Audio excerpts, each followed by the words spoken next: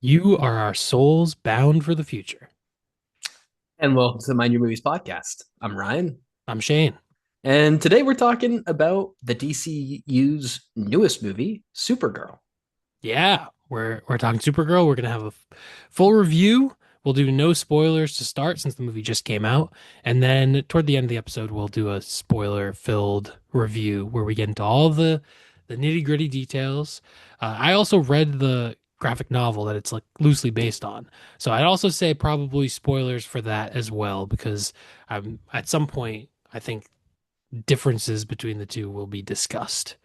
So that's your spoiler warning. But we start off with the non-spoiler section, so we'll talk about what we thought of it in general. But yeah, this one I was looking forward to this one. I liked Yeah. Superman. You didn't like Superman, so we kind of had came in with a different thing. But but yeah, I overall I my overall thoughts were kind of that I liked it. It wasn't amazing. There were some parts that bothered me, but overall it was a an enjoyable time at the movies.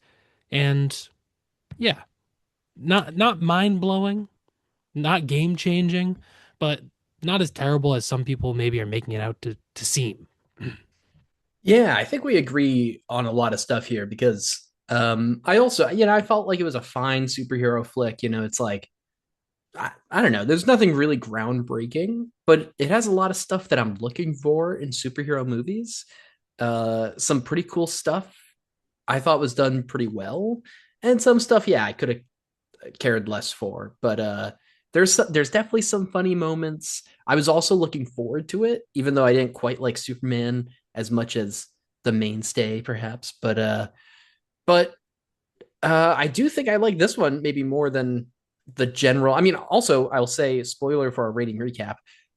The ratings are not quite as low as what the headlines are all making a lot of buzz. The box office isn't looking great, but the ratings aren't looking too bad. I think they're kind of in line with what I'm thinking for the movie. So, um, don't be too frightened by the headlines. Yeah, I think people are, extreme opinions always get more attention. So, people probably gravitate one way or the other. But the box office is definitely looking pretty poor. Um, for this one, which is not a great time for the DCU. I don't think this is like, oh, DCU is finished, it's ruined. Like they've got Clayface and then they've got Man of Tomorrow. And I think Man of Tomorrow and then once they introduce Batman, they'll probably do Wonder Woman. Like they still have big stuff coming. So I think in the news cycle, people, prisoner of the moment, people are like, this is the worst movie we've ever seen, blah, blah, blah. And yeah. So it's a little Yeah. overblown. Yeah, and I think that's a pretty good general consensus. What honestly on either end, right? Like when people are like, "This is the best movie since sliced bread," right? If that was a movie, then like you probably you probably know that that might not be like 100. You might not feel the same way when you see it. You probably shouldn't go into the movie expecting that, or you won't like it as much, probably, right? I mean, maybe it'll live up to those expectations, but that's a Oh, huge expectation to try to live up to. it could be Dune 2, Yeah. which actually was one of the better movies since sliced bread. That's true, right? Like some But that that's can happen for sure. extremely rare. And like obviously the Odyssey's getting a lot of hype and like I'm hoping that will be really awesome and I'm sure it will be. But like, you know, the, for example, there's like all sorts of hubbub about backrooms and Obsession, and I really liked those movies, but you didn't really like Obsession very much, um, and and that's okay, right? And whenever there's those extremes in the media, it's always good just be cautious, right? I mean, hopefully people out there Yeah. are media literate, but And you I know, think also part of the backlash to this movie has been sort of a superhero fatigue where like this is basically a pretty mediocre to like it's a decent superhero movie. Like it has its issues. It also has some good stuff, but it's not that great. And I think we're kind of at a point where people are like, all right, I've seen 20 mediocre Marvel movies and the DCEU, obviously it has its fans, but most people did not like it. Uh, so I think people are a little bit sick of mediocrity in the superhero genre. And obviously these are usually big corporate minded movies, so they can be a little bit like, all right, in one ear out the other. And I think in that way I understand why people are reacting poorly to this. But I guess I just was didn't expect it to change the world, so I was kind of like, okay, this was fine. Yeah. It is also worth, it is living off of the hype of, in some ways, of Superman, right? And Superman, there was a lot of hype around that, and it did really well. A lot of people really liked it. Yeah. Um, This is and definitely a downgrade from Superman, just as far as like filmmaking and like mm, how, yeah, I think it's definitely a downgrade from Superman, but you know, I think it's a bump in the road for DC, the DC. I think they still have a bunch of stuff. The thing is that this movie could have been better. yeah. Yeah, I mean, I think, this kind of reminds me, and I think when I was looking back at my ratings for like some of the earlier MCU stuff, this kind of falls in line with like some of the earlier MCU, not quite like the original stuff, but not quite like as Like far Thor. out. Yeah, like Thor, or like, actually, yeah, Thor might be a really good comparison also with like the otherworldliness at times, right? Um it also does, I will say, it reminds me a lot of some of the Guardians of the Galaxy stuff, but not quite as strong, maybe. But I see a lot of like the similar other planet world building stuff going on here. And I thought that was really cool. And I think, you know, it might be kind of mediocre, but I do like that it's just it just kind of feels like a superhero movie that like it doesn't necessarily have multiple, and this, I don't know if I should say too much of this in pre spoilers, but I'll say some stuff that's not in the movie. For example, there's not like other timelines or other. Well, yeah, that would be insane. Yeah. If they jumped the shark that much this early, I would have been out. If they had Well, introduced a multiverse in this movie, I would have just been completely out. not to be that person, but Superman kind of did introduce the different dimensions thing already, and like Right. parallel world thing or whatever I guess with that's fair. and so like I thought, I thought Superman was a little, it felt a little like a lot of stuff packed into one movie, right? Like the other Yeah. dimension stuff, a lot of different heroes, a lot of different, and I like that this is kind of a return to form of just there's a superhero, there's a couple of characters, there's a couple of things going on, but it's also a pretty straightforward thing. That might not be the most satisfying if you're looking for something that's going to change the world, but it is also just kind of a good superhero flick. I mean, it's not perfect, it's not I great, get you. but I think that it has some serious problems, though. I will say we should mention the bad of the movie. totally. The some of the cinematography and the it looks gray and sludgy and a lot of brown. There's scenes, and Yeah. this is especially as someone who's read the original comic. The original comic is so colorful and bright, and the artwork in it is really great. It's like the strongest part of it. Um, and they really don't like translate much of that at all. Even there are scenes where there are characters in colors that should be bright, but the way the film is shot or lit or like color graded or some combination Yeah, of and the those three editing. things, like at some point it all ends up looking kind of gray and sludgy, and it kind of is lame. So that is one of the more disappointing parts of the movie Yeah, for me. I do agree with that. And I'll say also, here's a fun thing real quick as a side note is the IMAX. Did you guys see this in IMAX? No.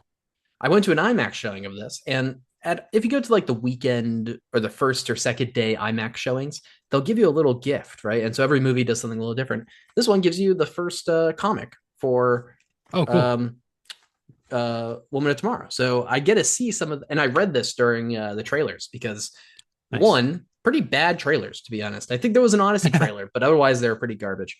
Um, but and you, yeah, I mean, reading through this, even in like the dimly lit movie theater, you can see all the color, and they're using it so well here.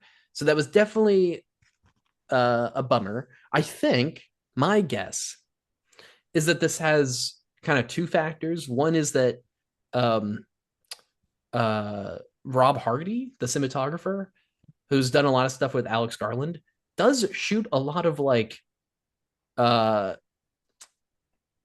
like dim or not dim, but like kind of more gray, not very Moody. colorful, yeah, moody things, right? But then also one of the other problems with this movie, in my opinion, was some of the editing. Yeah, Sorry, I some of the agree. editing. And I think also with the different suns, I thought there's a cool aspect here, right? That I won't say too much about yet, but um, and I think that they certainly use filters to show some different light from different suns. And so I imagine that in the editing of all that, plus with the cinematographer kind of being more prone to maybe those more moody lights, all of that may be piled together here. That'd be my guess. Yeah, I see what you mean. I think the editing was also a an issue for me where Yeah. certain scenes and like I don't know, some of the editing just felt a little bit choppy and you get that sometimes in movies where they're trying to maybe stitch things together or cut things out to make it a little faster pace, like whatever the case is. But there are certain scenes where it didn't feel, the editing felt, I guess choppy is the best way for me to describe it. But it kind of just felt like the more of a studio way of filmmaking of like, well, we're gonna get our coverage and then we'll cut it together and whatever. And it didn't necessarily seem like it had a super strong vision behind it. Yeah, I agree. I think the editing um and yeah, the not quite lighting, I guess, but yeah, that color aspect definitely were hard parts. Also, I will say there's just some moments that just don't quite land in terms of some jokes and some moments uh overall that I was like, okay. Yeah, But I don't know. Overall, I mean, not not all every the scene can be a winner, I guess, but yeah, no, I agree. Not all the yeah, not all the jokes work. But I will say there are some good parts. yeah. I liked Jason Momoa as Lobo. I thought Yeah. he brought a lot of charisma and I thought his character was interesting. Um, and there were some, I don't know if we should mention one other cameo that's in the movie that was really good. Probably my favorite character in the movie, but also a certain type of character that would just appeal to me. So we'll talk about it in the spoiler section. Totally. Um, That makes a lot of sense. yeah. And then I thought Millie Alcock was good as Supergirl. Like Yeah. she it's just that the I think the movie I don't know. Sometimes she gets lost in that there's also Ruthie's story, and then I don't know. We're also there's a lot of use of flashbacks, which I thought the flashbacks were actually well done. But I don't know. I think Millie Alcock did a really good job with like some of the more emotional parts and the being a hero, but sort of the quippy, comedic stuff and like when she's like drunk toward the beginning of the movie, like some of that stuff didn't really work as well. And I don't know if that's her fault or the writing or probably the combination of the two. But I think her actually being Supergirl like was cool. Yeah. Yeah, I think I agree. I think it took me a little while just to get into the movie, and maybe that's because, yeah, at the beginning, like I don't know if I really put my finger on it on like what wasn't really working right away, but that probably had something to do with it that like I didn't really find myself laughing too much at the beginning when she is supposed to be a little quippier and stuff. Um, Yeah. And the and beginning is extremely dark. Like yeah, there are several. I mean, it's a lot of the movie that's excessively dark. yeah, I would say I'm not sure if that hit so much for me in IMAX. I don't know if that had Hmm. something to do with it, maybe just like the lighting and stuff, but it is filmed on IMAX cameras, so inherently it looks Hmm. a little bit better there. But I do know you're saying certainly at the beginning it's pretty dark, but um, yeah, and I can think of a Yeah. few other moments, but yeah, I don't know if I found that as a big barrier for me. I think it just felt like in contrast to the comic. It That makes felt sense. Yeah. so. It felt not as vibrant as it could have been, which it could have been my theater. Maybe that's definitely a possibility. It's just the projection was making it look even more muted. But yeah, and I know you there mean are though. Yeah. yeah, and some of the there's one. we are not going to get into spoilers, but there is a scene in the middle of the movie, which we will talk about in spoilers, that I almost completely lost me in the movie.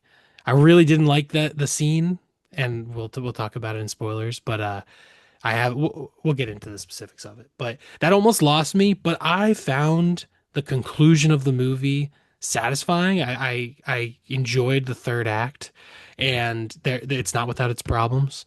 But I think that kind of saved the movie and it made it like, all right, this is a flawed movie, but ultimately like pretty fun. And honestly, the thing it reminded me the most of is Mandalorian and Grogu.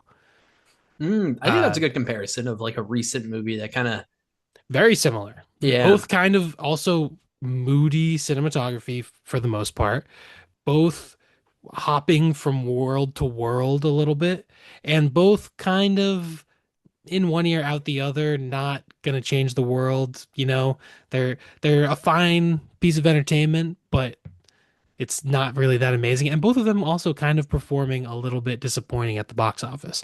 Obviously, Mando made more money like opening weekend than Supergirl, but I think it's going to be probably the lowest grossing Star Wars movie. Um, I Yeah. believe. Yeah. Yeah, I'm sure. So I feel like these movies are like very similar, and I'm giving them the same rating. Not that we covered Mando and Grogu on the show, but they're both just kind of middle of the road decent movies. So for people who really are like passionate about Star Wars or superhero things, I could see why they're like this is kind of mediocre and not as good as I hope it is. But I think for people who are a little less emotionally invested in it, you can kind of just watch it and have a fun time at the movies and move on. But realistically, Yeah. if you're looking for a movie that's gonna like you're gonna be like 5 years from now, you're gonna be like, oh, that was amazing. I don't think Supergirl is it.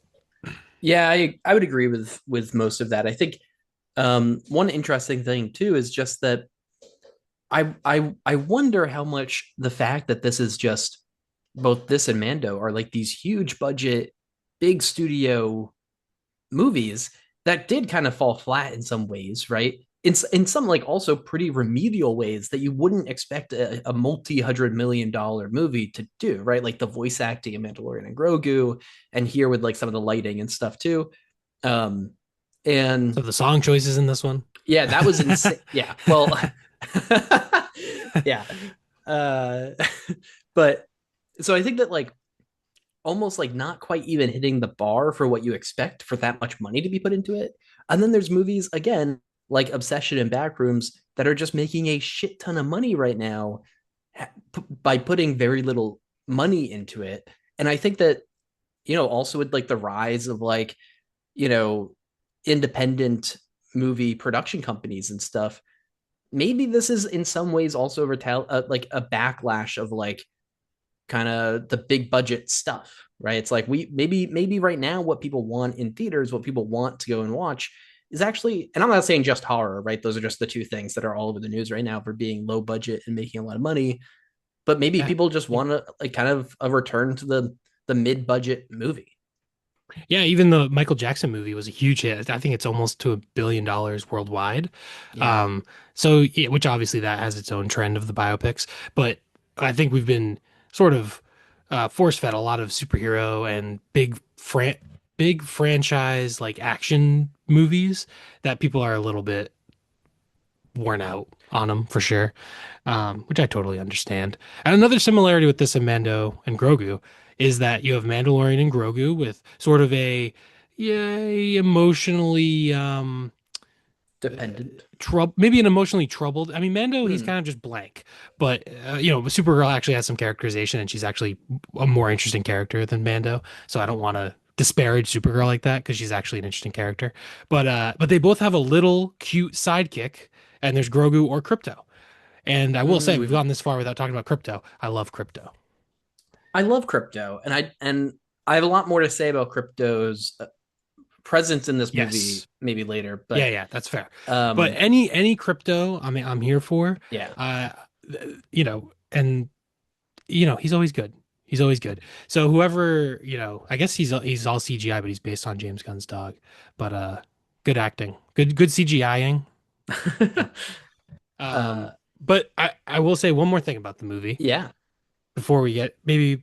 maybe this is the last thing I wanted to say before getting into spoilers is that I think this felt a little too James Gunny in that Mm. this kind of felt to me like a B team James Gunn.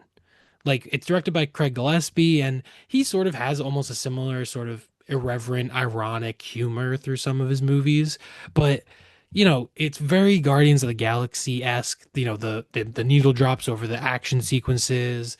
Like it kind of felt like him trying to do a James Gunn impression, and it kind of just felt like a worse version of that same style.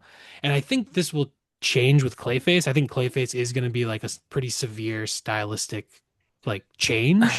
But and then Man of Tomorrow is obviously going to be directed by James Gunn, so there's that. But I think some of these other movies in the DCU, like they're going to have to maybe either I, I don't know, like they're gonna have to go in some other directions with tone and style, and maybe it's just that Craig Gillespie kind of was hired to make the movie because he's made some good movies in the past, and maybe he just didn't have a super strong vision for it, so maybe that's what they need in the future. But I don't want like okay, B minus James Gunn on all these projects. And then we just get the A plus James Gunn on like the big ones. And everything else feels like a lesser version of the same thing.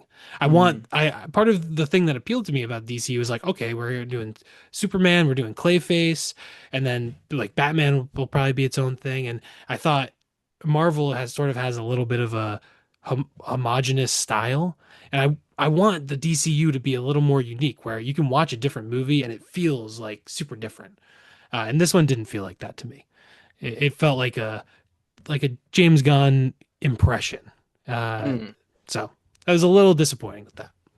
I, I think what you're saying makes a lot of sense. I think, ironically, for a lot of the same reasons, is actually why I liked this a bit more than even Superman, because I think to me this felt even a little bit more James Gunnian than Superman in terms of its Hmm. like world building and stuff like that, like with the planet hopping and stuff. Because in many ways, Superman is like pretty uh confined to a Earth like thing, right? Um, whereas this, I liked the like. There's some really cool designs of some aliens that just reminds me of like I just feel like I'm watching Guardians, which yeah, like I said earlier too, it's not really as good as Guardians, so that's not really great. But but yeah, I don't know. So Hmm. in some ways, I did enjoy that, but I can see what you're saying. If that is just kind of what they're going for with all these movies, that would be bad. You know, I think if it's like a Yeah. couple of that, if it's like the supers that kind of get that treatment of being like Gunnian, you know, whatever, I think Hmm. that's maybe that would maybe work. And then you have like the grittier stuff with like Clayface, Batman, things like that. But Maybe it doesn't even have to be gritty necessarily, but just something unique. yeah, That's really I don't know. yeah, But yeah. So overall, like there were some cool scenes, like some cool action sequences, and like the story overall, this type of story is kind of something I'm usually interested in, which we'll get into more in spoilers. Um, so yeah, I guess I said a lot of negative about the movie, but overall it was like kind of an enjoyable experience, and I was satisfied by the ending, so that sort of saved it for me. yeah, yeah. I see that. Yeah, and maybe just real quick before we move into spoilers, I'll just say, well, I guess I have two things to say. One is that I do think it's interesting that this is made off of the Woman of Tomorrow comic, which was a 2021 to 2022 comic book. It wasn't, it's a fairly new comic, which is cool. Yeah. It's cool to see kind of new material being adapted rather quickly, which is nice. Um, Yeah, it, I think Supergirl has like kind of a weird history of like what is this character? Like how do we do it? Like there's the 80s movie that's like not good at all, you yeah, know? And so I think this was sort of like, the modern like all right, let's make this a more serious like real character instead of just sort of a weird Superman spinoff character. yeah, right, totally. And the other thing is just in terms of the numbers we've got right now, the budget was around 180 million. Um, And right now, we're just past the opening weekend. We're recording this on Monday, the 29th, and it looks like it's made worldwide, it's made about 68 million. So yeah, it's definitely I guess it technically did surpass where like I saw some conversation that might land where the Flash was on its opening weekend, and I think it's I technically above that. But I don't know what the Flash was at, but I believe this one's like projected. I don't know what if the numbers have changed. We're from when yeah. I heard earlier today, but it was like around 38 million, which was Oh, for somewhere US. for US Yeah. domestic, which was around the same as Joker Folie à Deux, which was a Mm. huge flop. I'm a Joker Folie à Deux defender, but based on box office wise, that was not a successful like movie as far as popularity and money goes. So yeah, kind of a shame that Superman was a pretty big hit, and then this is really not like did not keep up with the momentum. I don't know if they didn't like know how to market it properly or I'm not sure. Yeah. Yeah, I think there's a lot going kind of against it right now, just with the pushback against kind of the big budget stuff, and then it also has to live up to the legacy of Superman, and I think just too much stuff against it, and again, also it does have some silly flaws that so Yeah, I also think like nowadays like movies getting bad or mediocre reviews like maybe has more of an impact than ever before on like opening mm, weekend box office. Because I feel like before it'd be like you wouldn't like you can just go on and you can look at Rotten Tomatoes, IMDb, Letterboxd, Metacritic, all that, and you can get a general idea of the immediate response right away. And so you can see like, all right, well, even if they don't have early reviews a week in advance, maybe you just look on Friday and then you can just see, oh, this is getting kind of mid reviews. Maybe I won't see it in theaters. Like it's a lot easier than ever before, I think. yeah, that's totally true. Plus, also movie tickets are expensive as hell right now, right? Like it's easier than ever probably to be like, yeah, this is getting mid reviews. I'm not going to waste the time and money to go see it in theaters. I'll watch it when it comes out on. Will these be on HBO? Is that still Yeah, taking? Yeah, cool. should be. Oh Well, yeah, yeah, it's I guess Warner. there's the Yeah, Warner Brothers. right, but then eventually the merger and all that will have some impact on all that. But for now, I think things are still it'll be on Yeah. HBO Max at some point. So I think that's also another factor, right? Where it's like, if it's just kind of doing mid, you might be like, yeah, I'll just watch it when it's streaming, right? Yeah, totally. But So, j- you want to give our reviews and then we can move into a few spoilers and then yeah, see where we're I at? my rating, I gave it a 3 out of 5. Yeah, flawed but enjoyable and solid. 3 out of 5. Nice. Yeah, I think pretty similar, like we talked about. I'm giving it a 3.5 out of 5. Um, and I can do the quick rating recap. It's got a 3.1 out of 5 on Letterboxd, a 54% critic score on Rotten Tomatoes, but a 76% audience score, and 6.1 out of 10 on IMDb, bringing you to an average of 6.3 out of 10. So Not certainly great. not great, but No. also, it's in that mid range. It's kind of like, yeah, it's a superhero movie. People, I don't know. People will see it, I guess. But that sounded more Well, negative than I meant it to. I enjoyed it. I think people should see it, but also, yeah. yeah, This one, like, I don't know. I had this, we were planning on this. It's like, all right, we had, uh, I don't know, just with the big movies coming out, we've got the Odyssey coming out. And then we've got Spider-Man. So we've got some big stuff coming out. And I feel like this was a little like, it definitely felt like a little bit of a disappointment of not yeah. being as big of a, it's just not as good as it could have been. I think it genuinely could have been great. And there are great elements, but there's a lot holding it back. Yeah, I agree. And I think hopefully the next couple of things that we've got for our half episodes will not disappoint us. Nah, we got some good stuff coming down, and this will be interesting to talk about. I think we have plenty to talk about in the spoiler section. So even if the movie was a little bit mixed, like there's still plenty to talk about.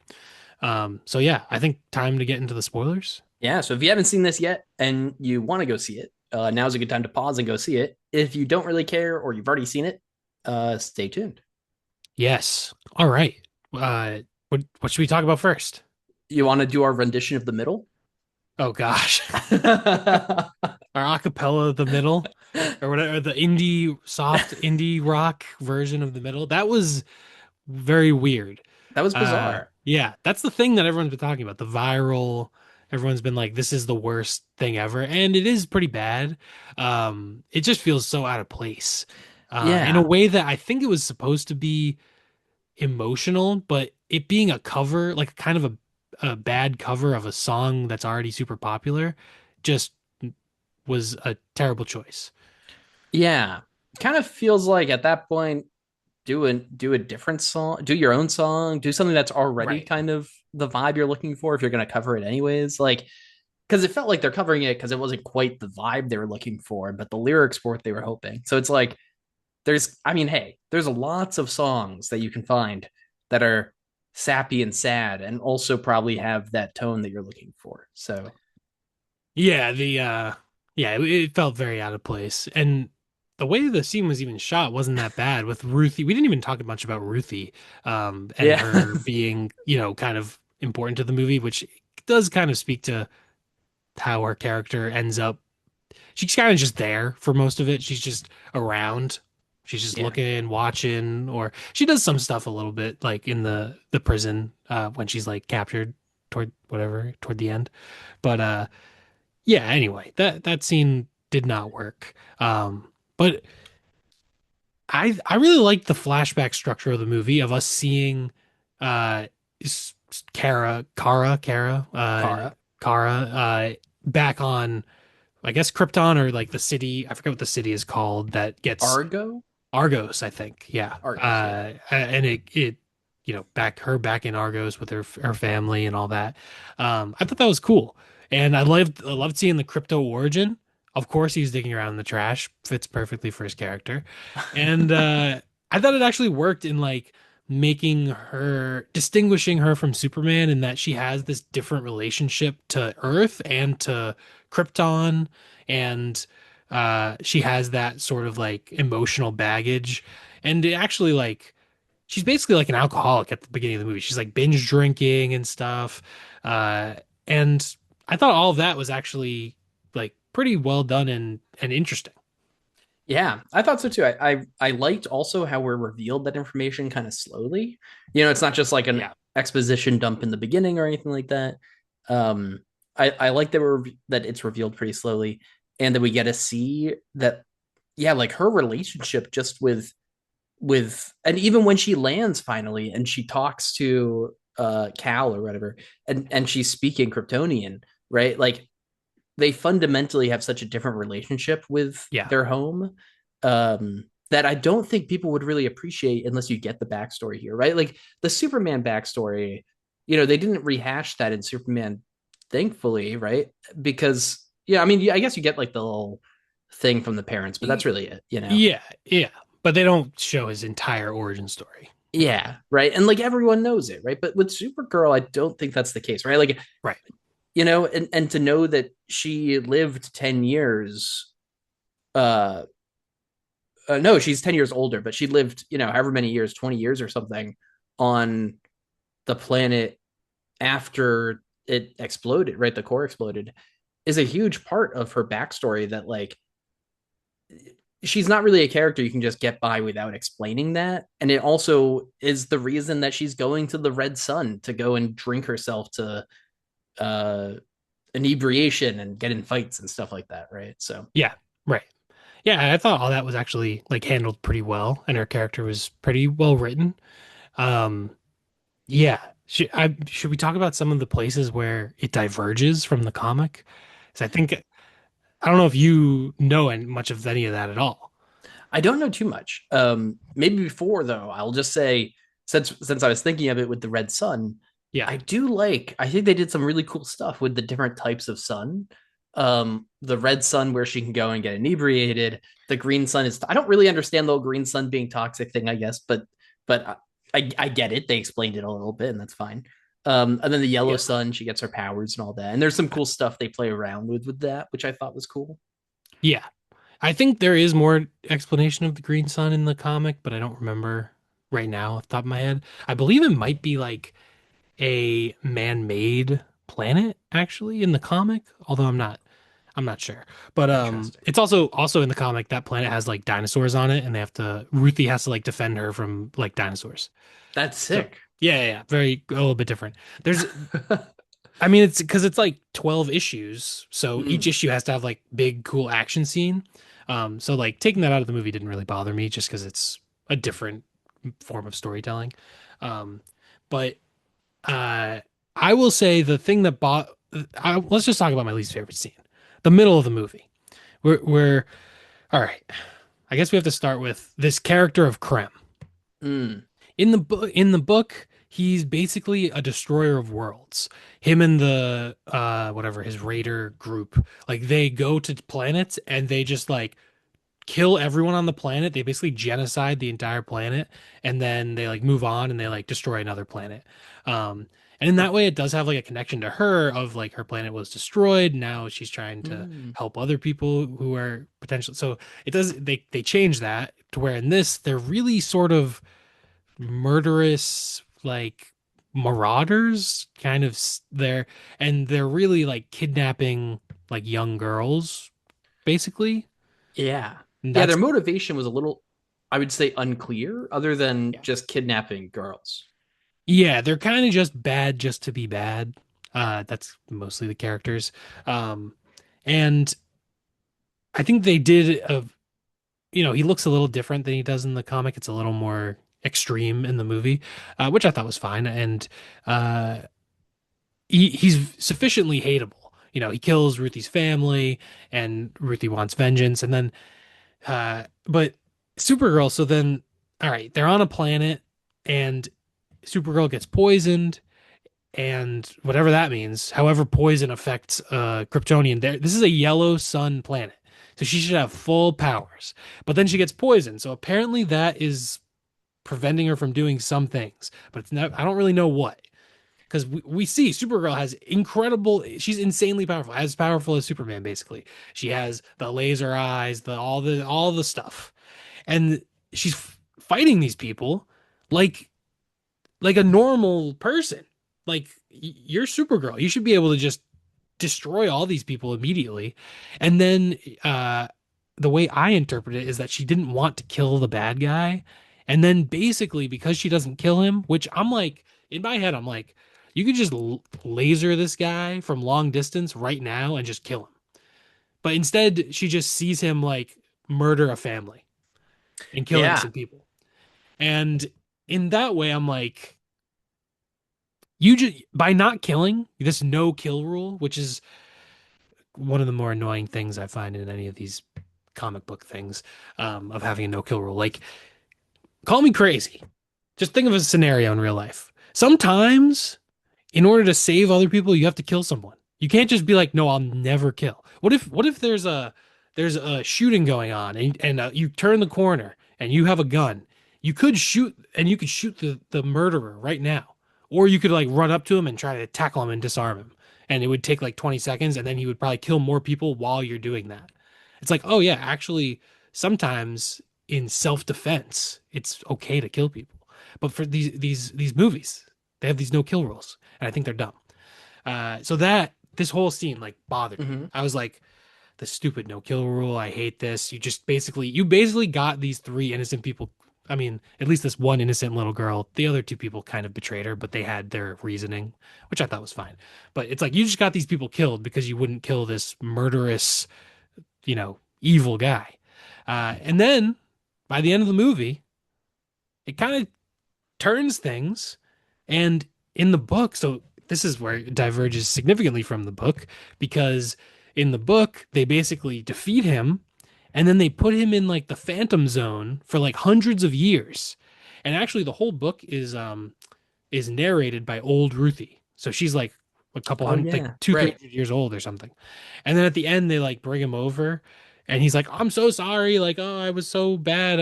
I repent. I'm sorry for all the horrible things I did." And then like Ruthie hits him, and then he falls down, and then the comic, like that's it basically. So I don't think she kills him. That's not really what happens, but they put him in there, and I remember finding the ending of the comic very annoying. And I'm like, these people have murdered entire civilizations. Like, maybe just take them out and it's okay. Like, Yeah. you make these stories where these people are the most evil. This guy's like Hitler times 1,000. Like, it's okay to Yeah. kill the guy. But and then in this movie they actually do it. And I liked they sort of do the bait and switch of like she's trying Hmm. not to get Ruthie to do it, but really she just doesn't want to corrupt Ruthie because she's like a 13-year-old girl.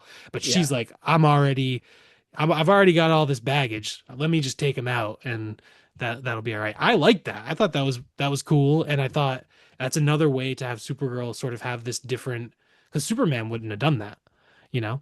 So I actually really liked the way that they handled the ending because I didn't like the ending of the comic. Yeah, nice, good. Yeah, this. I mean, it's also, it's like, yeah, don't kill the guy, but throw him in the Phantom Zone, which I imagine is not a very pleasant place to be for 200 years.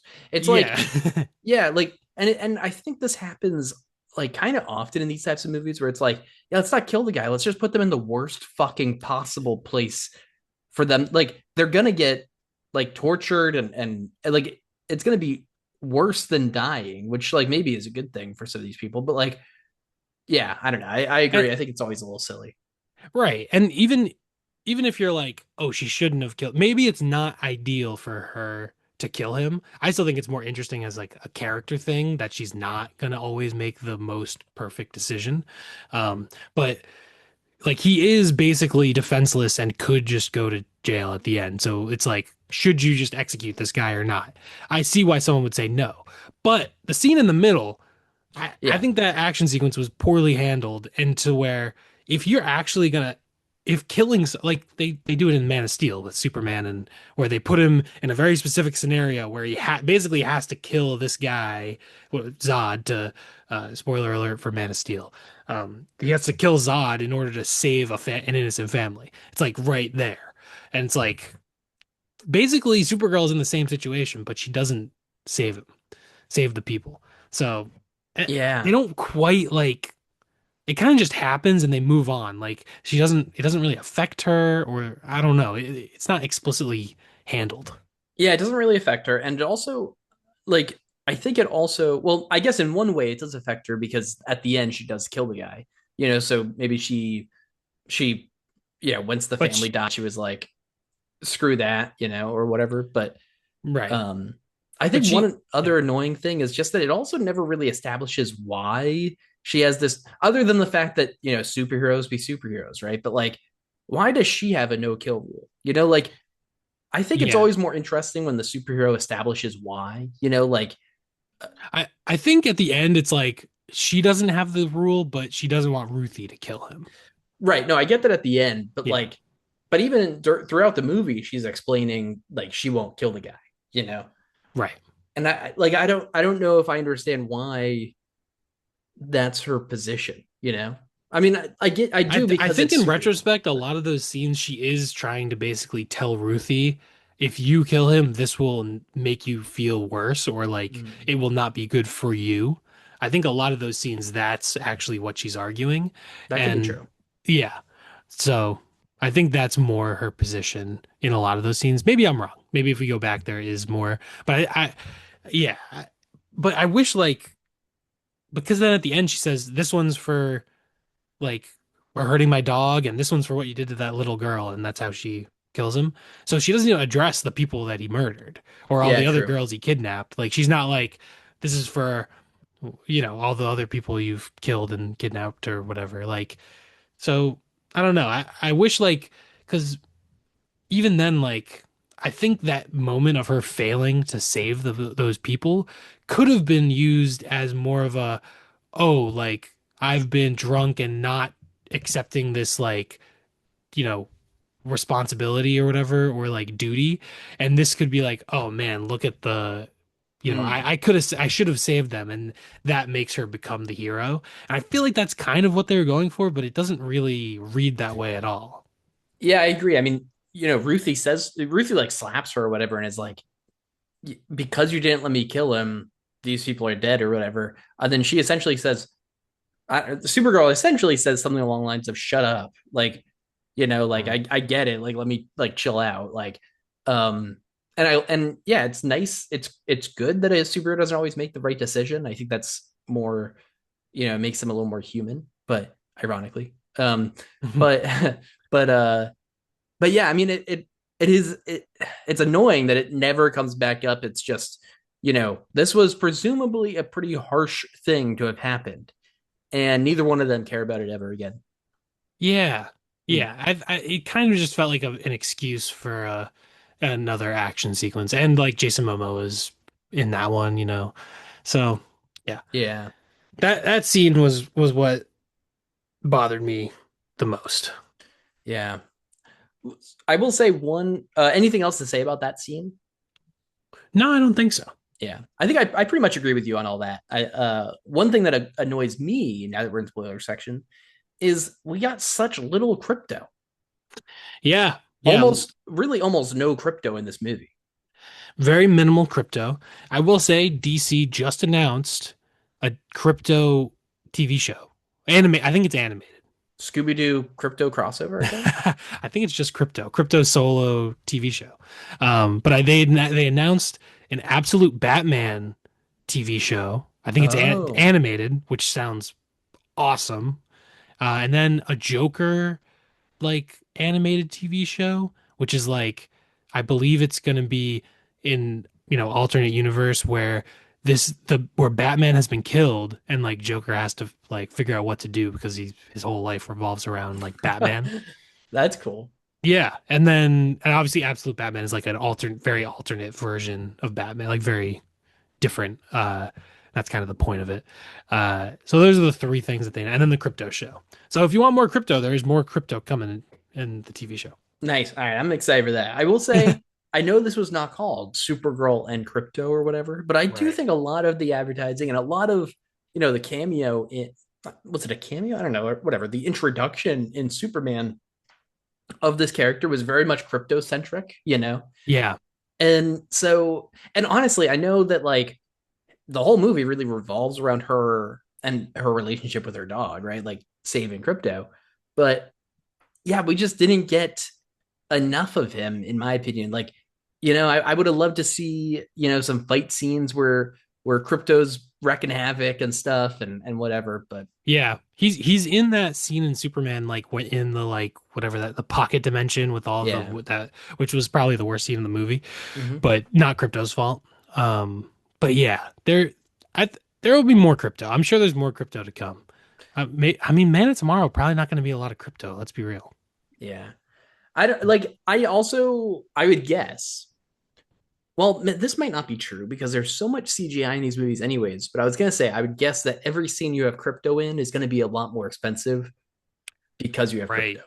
So that Yeah. probably plays a factor, which kind of annoys me even more because like there's so much in this movie that costs so much money, and I'm like, I don't know, I would have been happier with crypto. Like, come on. Right. Yeah, But that's fair.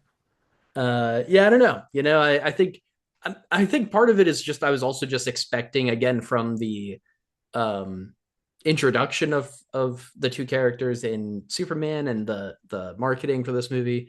I was just expecting more crypto, and it was kind of, really all you get is you get him getting shot in the beginning. He's in it for a little bit in the beginning, and he gets shot, and then the whole movie's about getting the antidote, and then he's jumping around the vet place at the end with the antidote. But like, um, that's kind of a sad. You just see the dog get shot and saved, and that's it. Yeah, there's some good crypto stuff at the beginning. He's being a Yeah. little rascal, you know. Um, Yeah, and I wanted more of that. But yeah, that's I know. that's fair. Uh, I I also there's some slight changes to the crypto storyline as far as the ending of the crypto storyline, and I prefer the book. I mean, I prefer the movie version over the book version.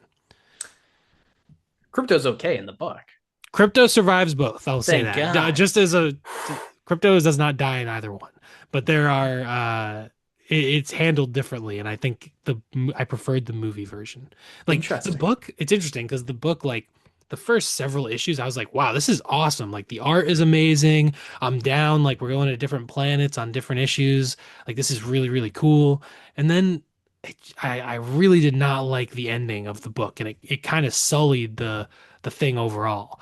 And the movie was almost like reversed for me, where the most of it was like kind of a mixed bag, where like some of it was good, some of it was bad, and then the ending actually I really enjoyed. So it was quite a different experience. Yeah, yeah. I think mixed bag is a really good way to describe most of this movie. Yeah. Um, for me, I think that bag did lean a little bit on the stronger side. Um, but Yeah. yeah, I mean I'm glad you like this. I'm surprised you like this more than Superman.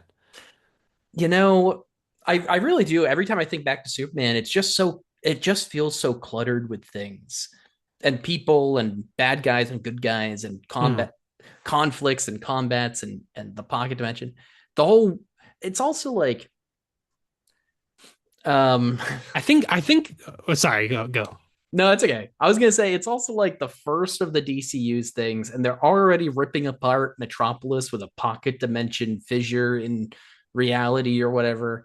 And I was just like, and the Proton River thing flowing through the and that's I don't know, man. I was like, I'm gonna be honest, this feels a little too like at least with Marvel, it took them until Ant-Man Wasp Quantumania bullshit to get that like Hmm. I don't know. That's really what sullied it so much for me. And then Yeah. also I did think it was a little cluttered. But if they didn't rip apart Metropolis with a proton river or whatever the fuck it was, I probably would have liked it a considerable amount.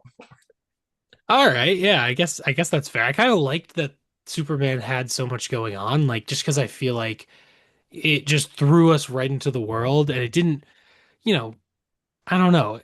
This definitely felt like an early Marvel like building block movie where we're getting to know a character and we're but Superman kind of just threw all these characters in and like you kind of get to know them a little bit based on just their personality.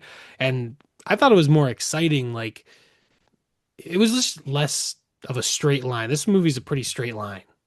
That, you Yeah, know. I see that.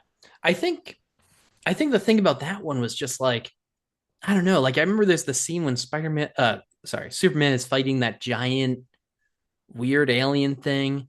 Then there's another scene when he's fighting a and then well hold on there's also a scene when outside the window the Justice Gang is fighting some big eyeball thing or whatever. Right.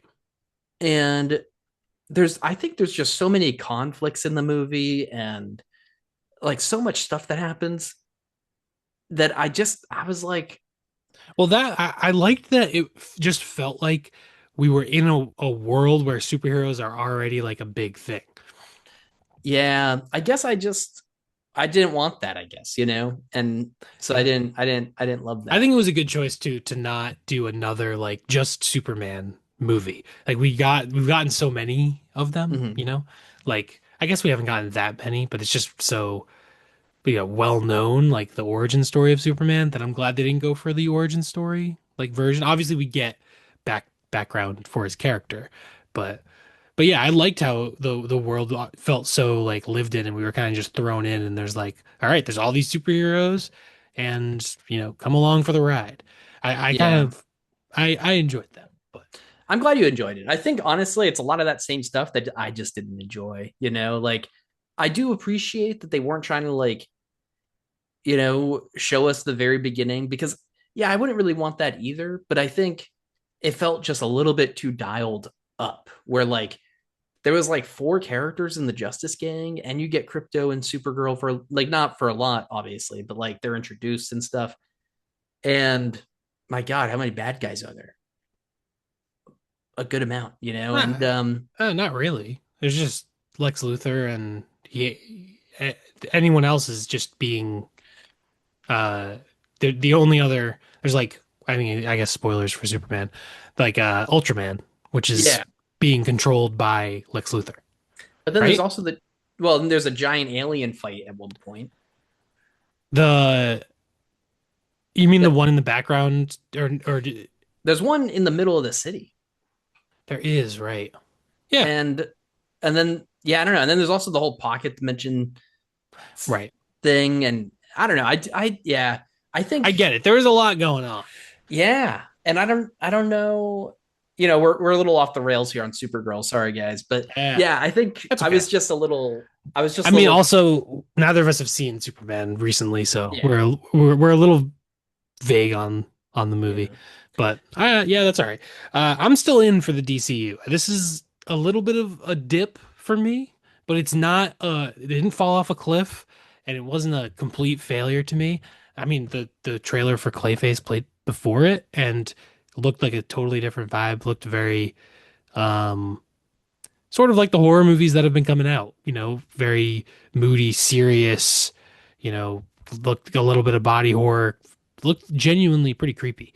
Um, so I'm down for Clayface and Man of Tomorrow. I'm still in, and yeah.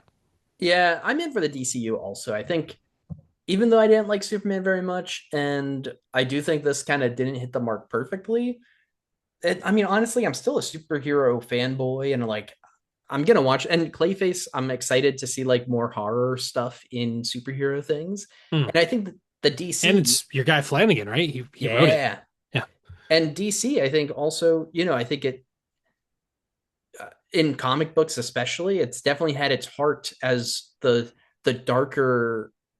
It's had the darker options for comics, right? And yeah, I have always appreciated that more. Um, so yeah. yeah, I'm still in And on the DCU right now. yeah, and I'm super excited for the Batman Part 2, but I'm also excited for like a new version of Batman and probably I feel like we're gonna get a Robin in this universe, and it'll be a slightly different take on Batman than the two most recent versions, or actually three most recent versions, which are all very dark and gritty and no Robin. Do you think we'll get a blue suit Batman?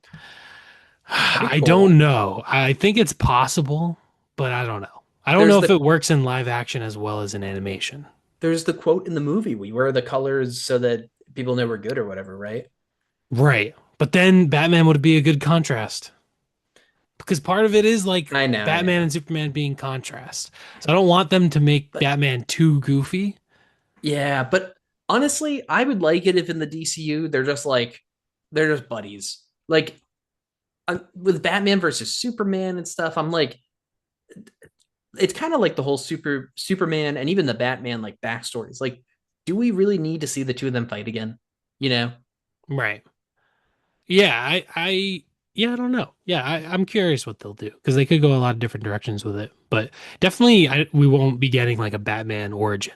Like we're No, definitely gonna God, no. be like he's already in it, and he's probably already gonna have like a team of like people, like at least like a Robin or maybe um Barbara Gordon might be involved or something. I don't know. I feel like I'd be in on a small group of bats. You know? yeah, could be cool. And Yeah. like I feel like James Gunn loves a group Hmm. dynamic, so that would make sense. Yeah.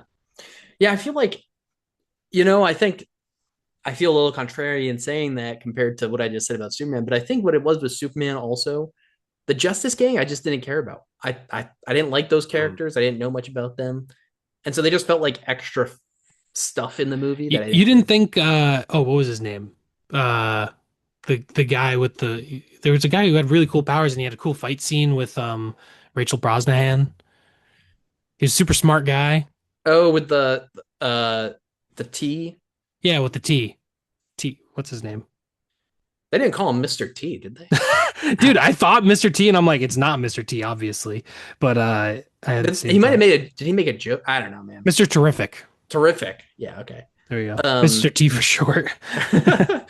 um He was really cool. And Guy Gardner was like annoying, but in a good I don't know, in a good way of him being just an annoying character, having that be his trait. And I liked Hawk Girl. I mean, we just didn't know anything about their characters. I feel like I didn't Yeah, connect with them. I didn't know them. I didn't care about them. I liked Mr. Terrific. Mr. Terrific was cool. You didn't find his character likable at all? I mean, I thought he did some cool stuff, maybe, but like, I didn't really care about his character. They didn't give me anything about him. I guess that's fair, but I I feel feel like like that's the problem almost of having like an but Avengers movie without the backstories to the Avengers. but sometimes you can get to know a character through their actions without knowing their backstory. And like just from the actions in that movie, I was like, all right, Mr. Terrific, he's a little bit like robotic, but also I like him. Guy Gardner, annoying, egomaniac. I bet we'll learn a little bit more about him and because that always happens in a James Gunn thing at some point. Yeah, we'll get the But Rocket Raccoon version of and then that. like Hawk Girl, we don't really learn anything about Hawk Girl, but then she like kills who is it at the end? There's like a corrupt like Yeah, politician evil guy. politician guy, and she just like drops him. Yeah. Like, cool. Yeah, I don't know. I get you. I Yeah. get you. All right. Anyways, I think we've sufficiently talked about Supergirl and also Superman now. Yeah, I talked a lot about Superman. That'll just keep coming up. There are some Yeah, movies that we there haven't are actually some. covered. There's Yeah, Eddington and there's Superman, those are the two. and those are the two that key always are going to be repeatedly brought up. They do always. Yeah, at this point, we just need like a flat spoiler warning for those two movies. Like, if you're listening to our podcast, at Yeah, some point, you might just get a spontaneous spoiler and rant about one of those two movies. yeah, definitely a possibility.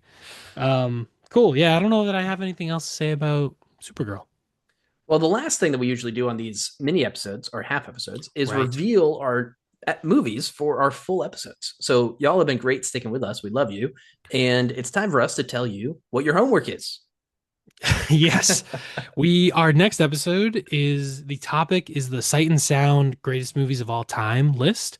I assume I think we both pulled from ones that are on the most recent list, but I think the movies we picked, I already know what Ryan picked. So the movies we picked are on some of the previous lists as well.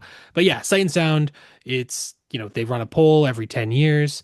The most recent one was 2022, and they ask a bunch of film critics and like programmers, festival programmers, filmmakers, a bunch of people what their top 10 favorite slash greatest movies of all time are. And there's the list. And there's a bunch of movies on it. A lot of them are really amazing. And we got to each pick one for our next episode. And we'll cover them in depth. Yeah. Yeah. And I'm looking forward to this. This is a movie that I've been looking forward to watch for a long time. This is I picked Mirror from 1975 by Andrei Tarkovsky. So I've been looking forward to watching this for a long time Yeah. and I'm pumped. Yes. This will be your first Tarkovsky. Yeah. I feel like you're jumping in the deep end a little bit. It's one of the shorter ones, but also it's a little it's a lot. We'll be able to talk about it. It'll be cool. I'm excited to rewatch it because I feel like after I watched it, I was like, I liked that, but I don't feel fully understand what was going on. So I think I needed to rewatch it at some point anyway. So this works out perfectly. Um, and I picked a movie that might be the shortest movie on the list. One of the shortest. Wow, Shane. A man after my own heart. It's shorter than 90 minutes, I'll tell you that. Okay. It's very short. It's La Jetée. Only 28 minutes long. That's right.